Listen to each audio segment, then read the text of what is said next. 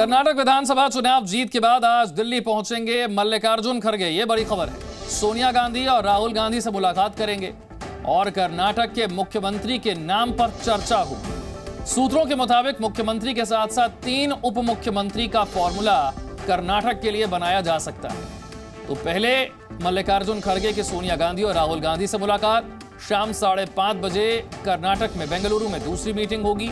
सूत्र बता रहे हैं कि 3 डिप्टी सीएम का फॉर्मूला बनाया जा सकता है। तो कर्नाटक में बड़ी जीत हासिल कर ली है कांग्रेस पार्टी ने और उसके बाद मल्लिकार्जुन खड़गे कांग्रेस पार्टी के अध्यक्ष आज सोनिया गांधी और राहुल गांधी से मुलाकात करेंगे। कर्नाटक में सरकार बनाने का फॉर्मूला क्या होगा, सवाल यह है क्या मुख्यमंत्री के साथ 3 डिप्टी सीएम बनाए जाएंगे। लेकिन इससे पहले डीके शिव कुमार और सिद्धारमैया के समर्थक उन्हें मुख्यमंत्री के तौर पर प्रोजेक्ट करना शुरू कर चुके हैं। कर्नाटक में कांग्रेस के वरिष्ठ नेता सिद्धारमैया के समर्थकों ने बेंगलुरु में सिद्धारमैया के आवास के बाहर एक पोस्टर लगा दिया है जिसमें उन्हें कर्नाटक का अगला मुख्यमंत्री बता दिया गया है। ये वो पोस्टर है और इसी तरह के पोस्टर जो हैं वो कांग्रेस पार्टी के लिए बड़ा सिरदर्द बन सकते हैं, क्योंकि अभी ये तय होना है कि मुख्यमंत्री कौन होगा।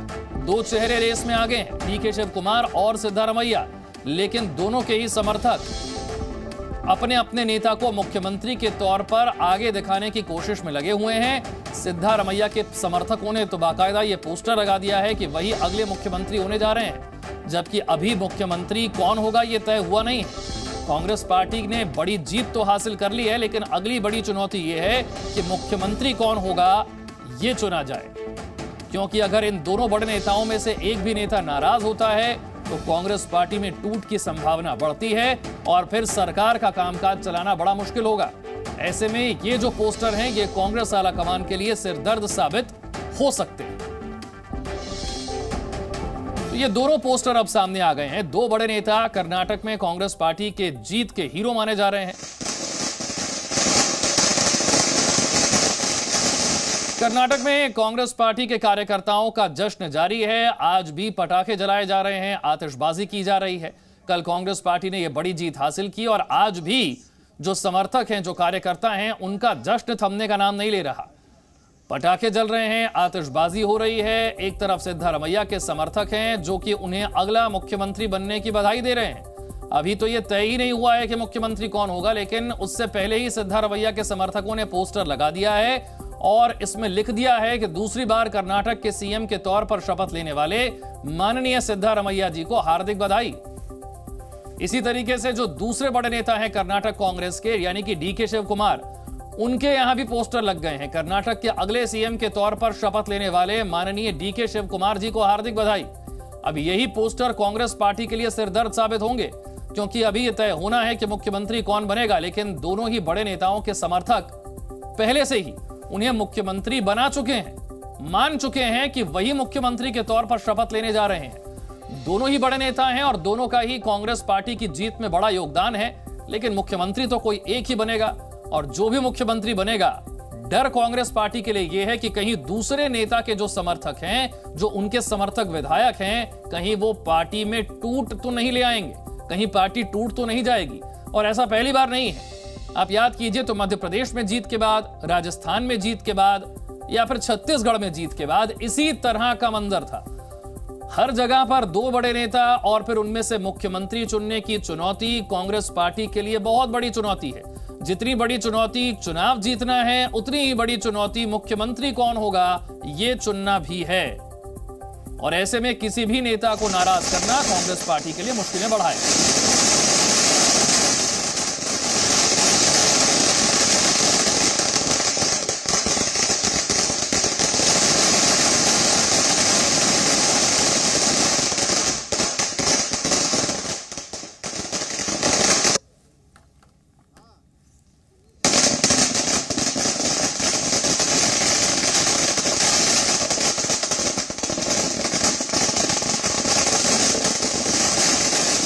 त्रिपाठी और जानकारी के साथ हैं रवि।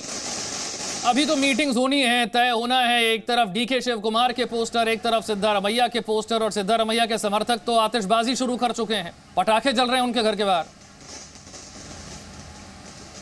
देखिए, दो बातें बड़ी क्लियर है। अगर कांग्रेस के कार्यकर्ताओं की और नेताओं की बात करेंगे तो वो ज़्यादातर चाहते हैं कि डीके शिव कुमार को बनाया जाना चाहिए मुख्यमंत्री। लेकिन अगर आम जनता की बात करें तो जनता में सिद्धारमैया की ज़्यादा चर्चा है। आम आदमी चाहता है कि सिद्धारमैया, चूँकि 5 साल जो सीएम रहे 2013 से 18 तक उन्होंने जो काम किया है उसके बदौलत उनको लाइक करते हैं और उनके कामकाज की बदौलत तो चाहते हैं कि उनको मुख्यमंत्री बनाया जाना चाहिए।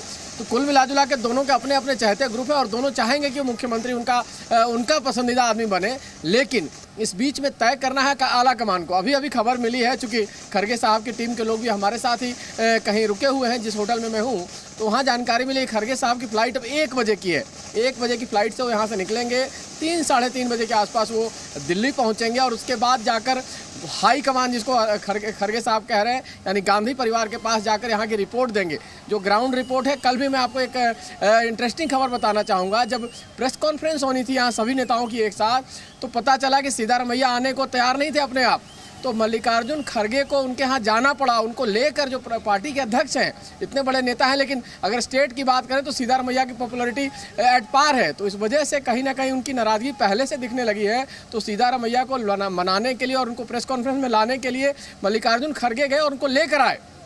तब वो प्रेस कॉन्फ्रेंस में आए और प्रेस कॉन्फ्रेंस में देखिएगा कि उस समय जो उन्होंने बोला है तो एक मुख्यमंत्री के अंदाज पे ही बोला है कि जैसे ही सरकार बनती है पहली कैबिनेट में पहला फैसला होगा 500 कमिटमेंट का। यानी उन्होंने मुख्यमंत्री बनने के तौर पे अपनी बात मान ली है कि मुख्यमंत्री बन रहे हैं। इस हिसाब से उन्होंने अपना बयान दिया है। तो जो संकेतों को पढ़ा जाता है उसके हिसाब से तो सिद्धारमैया को अपर हैंड है। ये भी हम लोग जानते हैं कि राहुल गांधी सिद्धारमैया को बहुत मानते हैं और मानते इस वजह से कि राहुल गांधी ने भारत जोड़ो यात्रा में उनकी पॉपुलैरिटी को और उनके चाहने वाले लोगों को देखा था। तो उनको पता है कि लोगों में सिद्धारमैया है, संगठन में डीके शिव कुमार है और ये पार्टी को फैसला करना है कि क्या पार्टी किस तरह से आगे बढ़ना चाहती है। गांधी परिवार क्या 5 साल पहले जो फार्मूला लेकर आई थी राजस्थान, छत्तीसगढ़, मध्य प्रदेश में, उसी फार्मूले पे फिर से चलेगी और कहीं ना कहीं पार्टी में लड़ाई जारी रहेगी, या फिर एक नया फार्मूला लेकर आएगी और दोनों को मनाकर तरीका से आगे बढ़ेगी ताकि कर्नाटक में कांग्रेस पार्टी को जोड़कर रखना कितना जरूरी है ये कांग्रेस पार्टी जानती है, क्योंकि पिछली बार की स्थिति यही थी।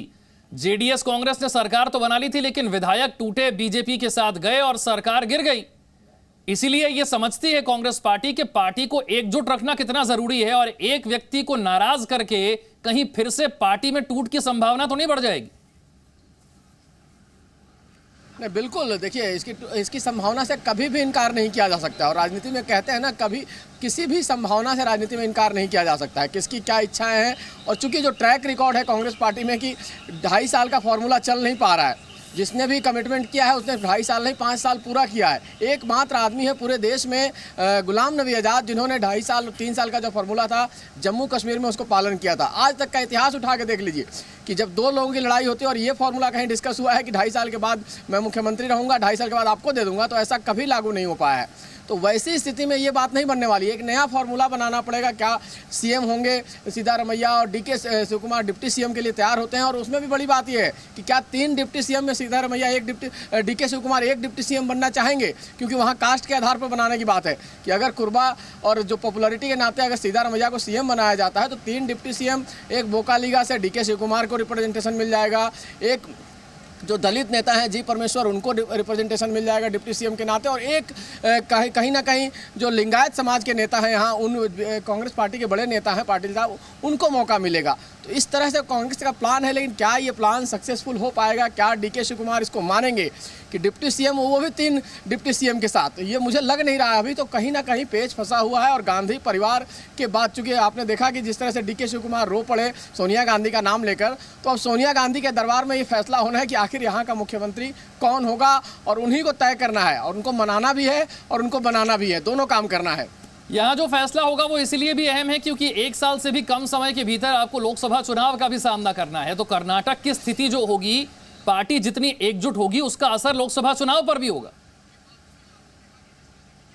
बिल्कुल सही कह रहे हैं आप कि देखिए कर्नाटक से एक मैसेज है। देखिए पूरे साउथ में आप बार बार कांग्रेस कह रही है कि साउथ में हमने कांग्रेस बीजेपी मुक्त कर दिया है। तो अगर साउथ में बीजेपी को रोकना है तो कर्नाटक ही वो जगह है जहां आप रोक सकते हैं। लेकिन जो हालात जिस तरह से लड़ाई है, ऐसी स्थिति में अगर रही तो 2019 का नतीजा देखिए, मध्य प्रदेश में सिर्फ 1 सीट, मध्य प्रदेश में सरकार बन गई कांग्रेस की, लेकिन लोकसभा में कितनी सीटें आई? 28 में सिर्फ 1 सीट। जो नकुलनाथ कमलनाथ के बेटे जीते और सिंधिया जो इतने बड़े नेता थे वो चुनाव हार गए। राजस्थान में 25 के 25 सीट बीजेपी जीत गई, यहाँ तक कि मुख्यमंत्री के बेटे उदय वहाँ से हार गए, जोधपुर से हार गए। उसी तरह से छत्तीसगढ़ में जहाँ 2/3 बहुमत मिला था, उसके बावजूद वहाँ 11 में से 9 सीटें बीजेपी जीत कर लाई। तो अगर इस तरह की स्थिति रही कर्नाटक में, हमेशा की तरह चुनाव जीतने के बाद कांग्रेस पार्टी के सामने एक बड़ी चुनौती के तौर पर 2 बड़े नेताओं में से एक नेता को चुनना है। किस नेता को चुना जाएगा, इस पर अपडेट लगातार रवि त्रिपाठी आप तक पहुंचाते रहेंगे। जी न्यूज़।